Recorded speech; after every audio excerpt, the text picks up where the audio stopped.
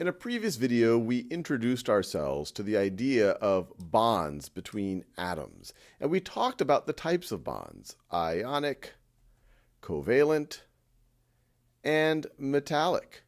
In this video, we're going to dig a little bit deeper and talk about the types of bonds that are likely to be formed between different elements. And to understand that, I'm going to introduce a broad classification of the elements. And in general, we're just going to think about things as metals and as non-metals. So before I even point out on the periodic table of elements what are the metals and what are the non-metals, and maybe what are the ones that are in between, what are the properties of metals? Well, generally speaking, they conduct electricity. Conduct electricity. They tend to be malleable, which is just a fancy way of saying that you can bend them without breaking. And generally speaking, and there's exceptions to this, they are solid at room temperature. So I'll say solid at room temperature.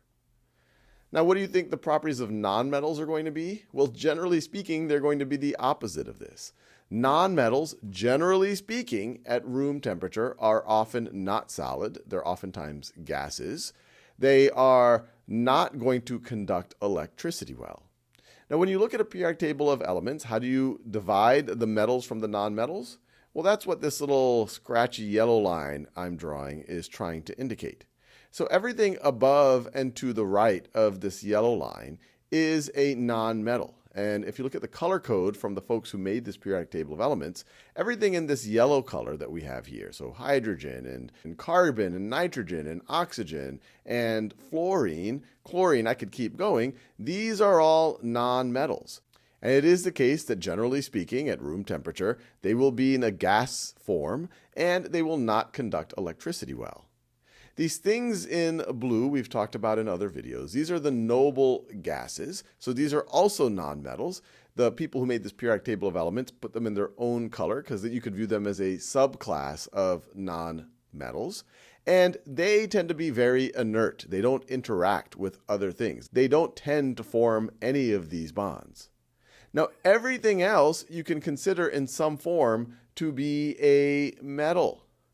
And the reason why this periodic table of elements has different colors is that there's sub-classifications of the metals. But generally speaking, all of these things that you see right over here below this scratchy yellow line have the properties, generally speaking, of conducting electricity, being malleable, being solid at room temperature.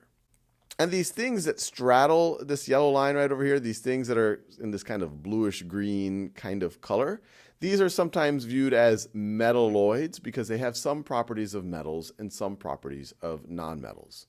But generally speaking, if you know whether the things reacting are metals or nonmetals, you can oftentimes predict what type of bond is going to form. So for example, if I have a bond between a metal and a nonmetal,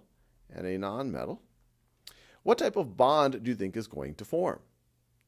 Well, when you bond between a metal and a nonmetal, and we saw an example of that in that first video on bonding, say a metal like sodium and then a nonmetal like chlorine, we saw that that chlorine will swipe an electron, the sodium might lose one, then the chlorine atom becomes a chloride anion, and then the sodium atom becomes a sodium cation, and then they become attracted to each other, and then you form an ionic bond.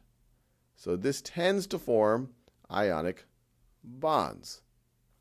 Now, what if you were to have a nonmetal with a nonmetal? Nonmetal